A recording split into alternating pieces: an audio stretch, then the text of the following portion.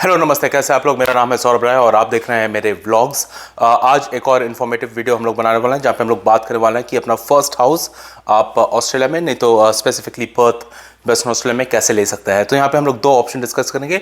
एक होता है शॉर्टकट जो बहुत ज़्यादा एडवर्टाइज होता है, और एक होता है proper way of buying a house. तो ये कोई प्रोफेशनल एडवाइस नहीं है। मैं एक इंजीनियर हूँ बाय प्रोफेशन, बट ये मेरे खुद के एक्सपीरियंस के लर्निंग्स हैं। तो मैंने अपना फर्स्ट घर लिया था जब मैं 24 साल का था, और बहुत सारी चीज़ें थी जो मैं होप करता था कि मुझे मालूम होती, बट मुझे उस समय मालूम नहीं थी। तो ये मेरी जो खुद मैंने सीखा है गलती करके, वो लर्निंग्स मैं बताने वाला हूँ आपको, और इसी के बारे में बात होगी। तो चलिए ऐसी बात वीडियो चालू करते हैं। ओके, तो अभी हम लोग टेबल पे आ गए हैं जहाँ पे हम लोग डिस्कस करने वाले हैं प्लान ए और प्लान बी। प्लान ए है शॉर्टकट, जो आप बहुत सारे एडवर्टीजमेंट देखेंगे जो टेलीविजन में आते हैं कि बस 5% डिपॉजिट चाहिए होता है और अपना घर खरीद सकते हैं। और प्लान ए डिस्कस करेंगे, उसके बाद प्लान बी डिस्कस करेंगे जो प्रॉपर वे है खरीदने का, जो मेरा रिकमेंडेशन होगा। तो चलिए प्लान ए चालू करते हैं। ओके, तो प्लान ए जिसको मैं नाम दे रहा हूँ शॉर्टकट का, तो हम लोग एग्जांपल लेने वाले हैं एक घर जो $500,000 का है, $500,000 का घर है। तो जो एडवर्टीजमेंट होती है वो ये होती है कि आप 5% डिपॉजिट करिए, और बेसिकली 5% डिपॉजिट 25,000 होता है 500,000 का।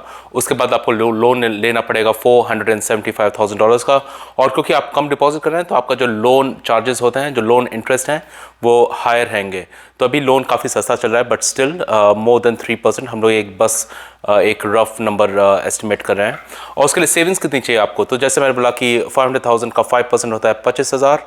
25,000 में से आपको मिलता है $10,000 फर्स्ट होम बायर्स ग्रांट, जो एक स्टेट गवर्नमेंट की तरफ से ग्रांट मिलता है। तो इसका रूल ये होता है कि अगर आप ये ग्रांट के लिए अप्लाई कर रहे हैं तो आपको एटलीस्ट 6 मंथ्स के लिए उस घर में रहना पड़ता है। और ये रेनोवेशन के लिए अप्लाइड नहीं होता है, ये बस आप नया घर लेंगे तभी आप ये ग्रांट ले सकते हैं। तो चलिए ये अज्यूम करते हैं कि ये ग्रांट आपको मिल गया है। उसके अलावा $15,000 आपको अपनी खुद की सेविंग्स करनी पड़ेगी। तो 15,000 plus 10,000 first home buyers grant, $25,000 दे के आप 475 का लोन लेंगे। उसके बाद आपको $500,000 का घर आप ले सकते हैं। और उसके बाद ये चीज़ है जो लोग बताते नहीं हैं कि क्या क्या फ़ीस लगती है। तो फीस में जो स्टैम्प ड्यूटी है, जो आप घर ट्रांसफ़र करने का या फिर अपने नाम पे स्टैम्प कराने का जो ड्यूटी होती है, वो रफली अराउंड $15,000 होती है। तो ये बहुत ही अनएक्सपेक्टेड चार्जेस होते हैं जो किसको मालूम नहीं होता है। सेकंड, क्योंकि आप बस 5% डिपॉजिट कर रहे हैं, तो बैंक बहुत हाई रिस्क होता है कि आप मे बी ट्रस्टवर्दी कस्टमर ना हो, या फिर आपका क्रेडिट स्कोर बहुत अच्छा ना हो। तो आपको लेंडर्स मॉर्गेज इंश्योरेंस लेना पड़ता है, जो ऊपर से और इन एडिशन $15,000 आपको कॉस्ट करता है। और ये इसलिए ही लेना पड़ता है क्योंकि आप 5% डिपॉजिट कर रहे हैं, नॉट 20%। उसके अलावा बहुत ही मिनिमल $500 के अराउंड गवर्नमेंट फीस होती है, जो भी आपको पे करना पड़ता है। तो आप यही अमाउंट सेव नहीं कर रहे हैं, उसके अलावा आपको ये सब भी अपने लोन में इंक्लूड करना पड़ेगा। तो या फिर तो आप सेव करके वन ऑफ पे कर दें, या फिर इसको लोन में इंक्लूड करें और at a higher interest rate उसको पे ऑफ करें। तो ये है प्लान ए, जो मैं रिकमेंड नहीं करता हूँ। तो इसके बाद हम लोग बात करते हैं प्लान बी का, जो जिसमें टाइम लगता है एग्जीक्यूट करने में, बट ये बेटर प्लान है। तो सेम घर जो $500,000 का है, 500,000 का, उस पर हम लोग इस बार 20% डिपॉजिट डालने वाले हैं। तो हम लोग डिपॉजिट अमाउंट है हम लोग का $100,000, और हम लोग लोन ले रहे हैं $400,000 का फ्रॉम बैंक। और क्योंकि हम लोग 20% डिपॉजिट कर रहे हैं तो हम लोग का इंटरेस्ट रेट बहुत कम होने वाला है, लेस देन 3%।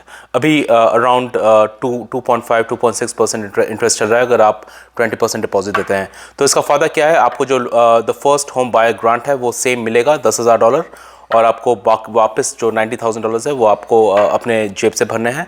और स्टैम्प ड्यूटी सेम होती है, डजेंट मैटर आप कितना डिपॉजिट कर रहे हैं, तो ये आपको पे करनी ही पड़ेगी, या फिर ये आप अपने लोन पे ऐड कर सकते हैं।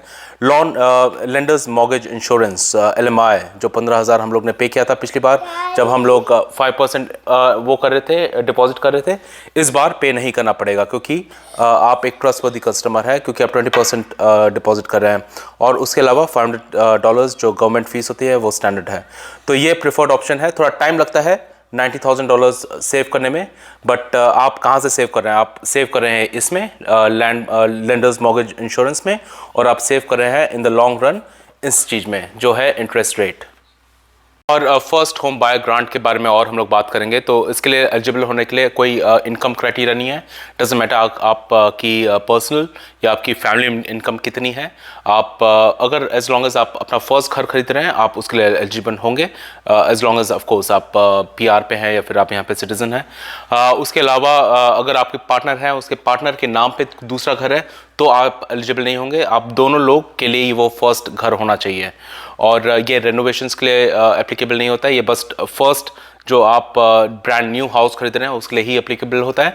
अगर आप सेकंड हैंड घर खरीद रहे हैं तो रूल्स चेंज होते रहते हैं। करंट रूल ये है कि आपको 3000 मिलेगा इंस्टेड ऑफ 10,000। तो प्रिफर्ड ऑप्शन यही है कि आप ब्रांड न्यू घर बनाइए अगर आपको फर्स्ट होम बायर्स ग्रांट चाहिए। तो चलिए फिर आज के लिए इतने रखते हैं। ये एक और छोटा सा कंसाइज वीडियो था यहाँ पे घर कैसे लें इस टॉपिक के बारे में।